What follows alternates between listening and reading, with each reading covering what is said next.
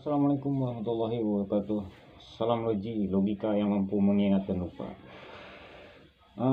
Hari ini gue mau ngebahas tentang kuliah harus sabar. Gas.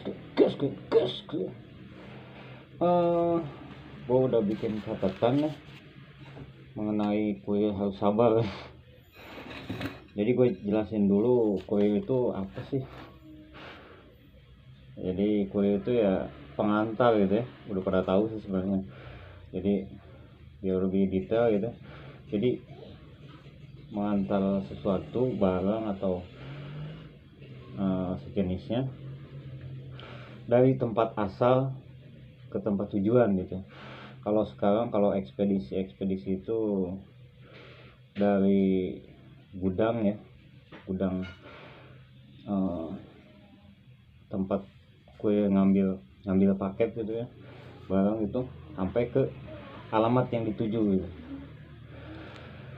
Nah itu ada 3 jenis ya paketnya tuh, ada yang non COD, ada yang COD, dan ada yang bayar ongkir ya gitu. Jadi yang sebenarnya tuh harusnya tuh ngirim paket itu 1 kali pengantaran ya. Jadi begitu paket sampai gudang diantar ke tujuan, udah sekali aja gitu kan. Nah ini gue jelasin gaji kuliah juga ya. Gaji kuliah itu rata-rata ya, ada yang UMR ya. UMR itu udah legend ya, upah minimum regional gitu. Ada juga yang freelance, yang gue nggak secara umum ya, tapi yang gue alamin, yang gue benar-benar tahu gitu. Freelance itu dibagi 2, ada yang harian, ada juga yang dibayarnya per paket. Nah kalau yang harian itu gue ambil titik tengahnya, standarnya, yang kebanyakan gitu rata-rata 130.000 per hari ya. Itu kotor semuanya gitu, dari bensin, dari ya apa sih namanya, pokoknya semuanya lah, operasional dia itu semuanya udah kotor gitu ya. Kemudian ada yang per paket itu dibayarnya, 1 paket itu rata-rata ya 1.500. Jadi kalau pengen 150.000 ya kirimnya nyampe 100 ya. Kemudian ada 3 kategori berdasarkan pengirimannya, 4 kategori ya. 4 kategori berdasarkan pengirimannya dia. Jadi ada yang medium, gue bilangnya begitu, medium ya. Medium itu ya, jadi dia sehari itu nganter di bawah 100 ya, di bawah 100 paket. Kemudian yang maaf itu yang isi ya, isi ya. sorry yang isi itu di bawah 100 paket. Kemudian yang medium itu antara 100 sampai 150. Terus yang hard itu antara 150 sampai 200, dan ada very hard itu di atas 200 paket. Itu jarang ya, 200 paket ke atas itu jarang sehari itu. Kemudian dari gaji yang segitu, biaya operasionalnya kuliah itu, kalau bensin rata-rata yang standar ya 20.000 per hari ya. Kemudian makan sama minum lah operasional dia gitu, kurang lebih 30.000. Itu udah standar minim ya, makan doang yang dihitungnya, makan sama minum gitu. Jadi siang makan, sore menjelang malam lah gitu makan gitu. Jam kerjanya rata-rata itu dari pagi sampai malam ya, dari pagi sampai malam itu jam kerjanya kuliah. Terus liburnya seminggu sekali, ya gitu, liburnya seminggu sekali, nggak ada tanggal merah ya. Kalau tanggal merah masuk terus, tapi dibayarnya sama aja gitu. Kalau yang kontrak juga tetap nggak ada libur gitu, nggak dibayar lembur, nggak ada lembur. Gue itu nggak ada lembur ya. Jadi operasional kue itu kurang lebih 50.000 sehari. 50.000 sehari. Jadi kalau 130 itu dipotong 50 ya 80.000. BPJS nggak ada. Ada sih, ada yang maksudnya sangat sedikit banget tuh yang kontrak punya BPJS gitu. Tapi yang freelance sekarang kebanyakan udah freelance, yang kontrak itu dikit. Ada juga yang kontrak tapi nggak punya BPJS, ada banyak gitu ya. Kalau sakit ya berobat sendiri, biaya sendiri. Itu kerja sampai malam, hujan-hujanan gitu, panas-kepanasan, sakit, biaya sendiri. Kalau dibilang capek ya capek banget, tapi mungkin banyak yang lebih capek dari gue gitu. Ini gue kenapa gue jelasin dari awal gitu, biar tahu gitu. Nah,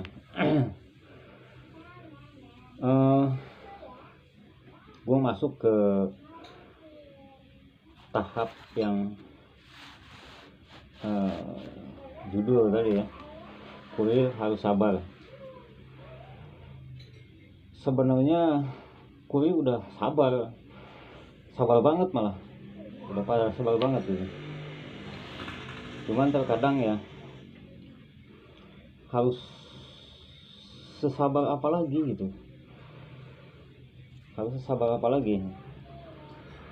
gue bikin video ini ya, gue dedikasiin buat gue di Indonesia yang sering dapat perlakuan yang gak enak dari customer.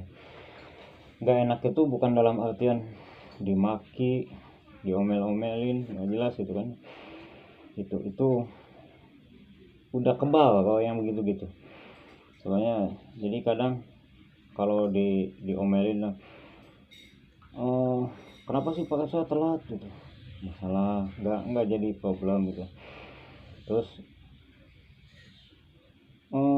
banyak lagi ya yang dialamin gue itu. Cuman yang mengganggu banget itu yang larinya ke mental ya, larinya ke mental gitu. Jadi gue punya sedikit cerita yang gue alamin ya, itu kena mental banget gitu. Cuman gue udah apa sih namanya, bisa dibilang udah kebal juga sama hal-hal yang begitu itu. Cuman terkadang ya agak gedek juga. Ini kejadian gue. Jadi gue punya customer tuh, dia pesan paket, itu udah sering dia pesan paket sih ya, cuman begitu 3 hari baru kekirim gitu. Terus paketnya minta dititip, gue titip kan, nanti di TF katanya ditransfer, nggak ditransfer juga, besoknya baru ditransfer. Yang pada akhirnya di hari berikutnya itu gue nunggu transferan dia dulu gitu. Sebelum transferan dia masuk, gue nggak bisa gawe ya, nggak boleh bawa paket. Itu yang pernah gue alamin ya gitu. Kadang gue kalau misalnya dia nggak transfer mulu nih, gue talangin gitu. Udah sering gitu. Kalau lagi ada duit, kalau lagi nggak ada kan mau nalangin pakai apa gitu. Kadang kita bawa dulu juga sambil nanya, bu kok belum TF gitu, sambil kita nyari pinjaman juga. Itu sering dari orang itu ya gue alamin. Nah ini kejadiannya itu belum lama sih. Itu udah sering, maksudnya udah sering, udah ke sekian kalinya gitu. Nah yang jadi gue permasalahan gue pengen cerita itu ada nanti di ujung masalahnya. Jadi dia pesan paket hari pertama, gue WA dia kan, Bu ada paket, mohon uang COD-nya dititip di satpam gitu. Dia orang kecamatan, notabene berarti dia orang punya pendidikan, kemudian seharusnya punya etika juga, tahu gitu, bisa menghargai orang lain gitu. Pada saat itu udah WA, oh iya Pak katanya kan gitu ya. Begitu gue sampai ke kecamatan, nanya ke satpam, Pak ada titipan dari ibu ini. Belum Pak. Ibunya ada nggak? Dia lagi keluar, ditunggu aja Pak. Dia keluar, gue nggak tahu berapa menit ya. Gue tunggu 5 menit nggak balik-balik, udah tunggu 10 menit nggak balik-balik kan. Gue jalan aja. Begitu gue jalan, dia nelpon, Pak paket saya gimana? Bu, saya tadi udah WA, kata saya uangnya titip di satpam, kenapa nggak titip? Tadi saya juga udah nunggu lama, ibunya nggak ada keluar. Iya saya keluar katanya. Itu bisa balik lagi nggak? Maaf Bu, antalan saya masih banyak, jadi uang COD-nya dititip aja di satpam, besok saya kirim lagi gitu ya. Oh iya Pak. Gue jalan ngirim lagi kan. Kemudian besoknya sebelum gue nyampe, gue WA juga, Bu bentar lagi saya nyampe ke kecamatan, mohon ya Bu uang COD-nya dititip gitu. Begitu gue nyampe ke kecamatan tuh, nanya lagi ke satpam kan, Pak mau kirim paket ibu ini, udah titip belum Pak uang COD-nya? Oh belum Pak. Gitu ya, si ibunya lagi meeting, nanti aja balik lagi Pak, kata satpam ya. Ya gue tarik nafas itu, ya. Udah gitu gue jalan lagi.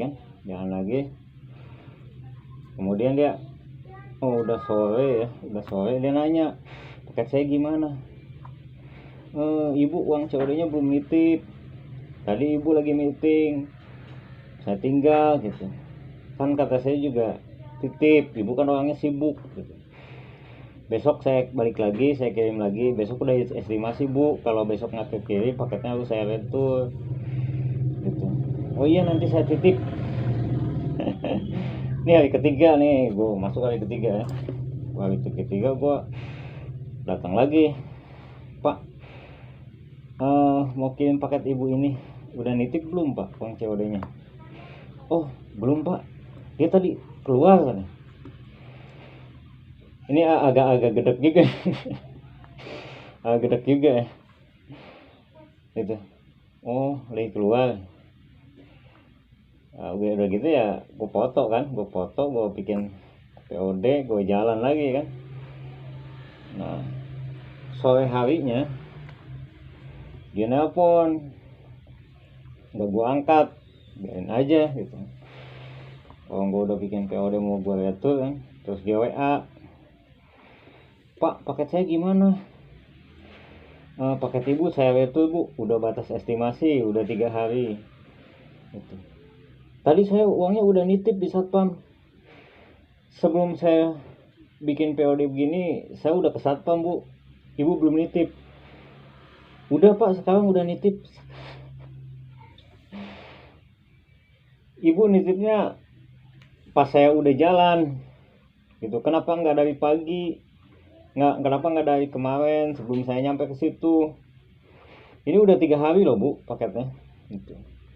Nah, terus sekarang gimana? Ya paketnya saya retur lah gitu. Nggak bisa balik lagi.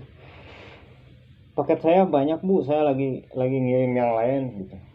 Kayaknya nggak sempet balik lagi, jadi paketnya saya retur gitu. Kata dia tuh gini, Pak biasanya datang ke satpam, terus satpamnya ke dalam ke saya ngambil uang katanya.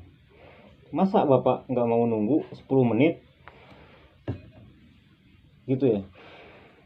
Ini yang pertama nih, Yang pertama, kata si satpam, si ibunya lagi keluar, gitu ya. Yang kedua, ini udah 3 hari, ya. Yang ketiga, nunggu 10 menit. Ini yang gue bikin video ini nunggu 10 menit. Masa nggak mau nunggu 10 menit? Nah, di situ gue langsung jelasin ke si ibunya, Bu, kalau saya kirim paket satu paket 10 menit, okay. Kalau saya bawa 200 paket berarti 2000 menit. Gitu gue jelasin gitu ya. 2000 menit itu berapa jam, Bu? 33,333 jam. Sehari berapa jam? 24 jam. Gitu ya. 33 dikurangi 24 berapa? 9 jam sekian. 9 jam, 3. Saya nyari sisanya itu kemana, Bu? Sehari 24 jam. Itu saya tanpa makan, tanpa minum, tanpa istirahat. Kalau harus 10 menit. Aku bilang begitu. Lalu dia balas, ya udah, nanti saya pesan lagi. Kalau bisa jangan COD, Bu. Kalau enggak pakai alamat rumah, jangan alamat kecamatan gitu. Biar bukan saya yang ngirim. Bukan masalah nggak mau ya, cuman ya gitu lagi dia udah kesekian kalinya, bukan baru kali itu aja, udah beberapa kali. Pernah dia kedua kali yang nggak boleh bawa paket lagi ya. Dia lagi ke Bandung, paketnya kebetulan gede. Gue WA kan, oh ya nanti Pak, saya TF, paketnya titip aja di satpam. Gue titip di satpam sampai malam itu kagak TF ya. Nominal COD-nya lumayan gede. Gue nggak punya duit buat nalanginnya. Hari besoknya gue nggak bisa bawa paket dong, kerja dari pagi. Dia TF udah siang baru dia udah TF, udah selesai kan urusan gue, bayar, baru gue bisa kerja bawa paket gitu. Nah itu gue ngalamin begitu 2 kali gitu. Jadi dia TF-nya di hari berikutnya. Dia mungkin nggak tahu kalau misalnya nggak bayar COD hari itu, hari berikutnya nggak boleh bawa paket, mungkin dia nggak tahu gitu. Tapi seenggaknya kan harusnya paham gitu. Jadi ketika dia bayar COD ya harusnya, kalau sebagai orang yang kredibilitasnya tinggi gitu, sebagai orang terdidik gitu, apalagi dia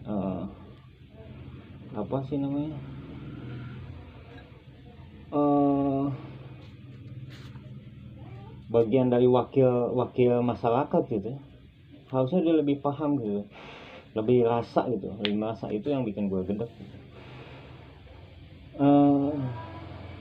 Jadi kalau gue kalau dibilang gue harus sabar, ya udah sabar banget gitu.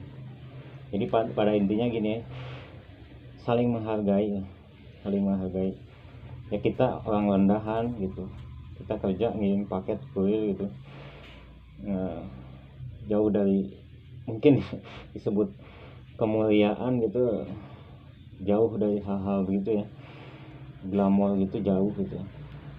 Tapi seenggaknya kita punya perasaan, kita manusia.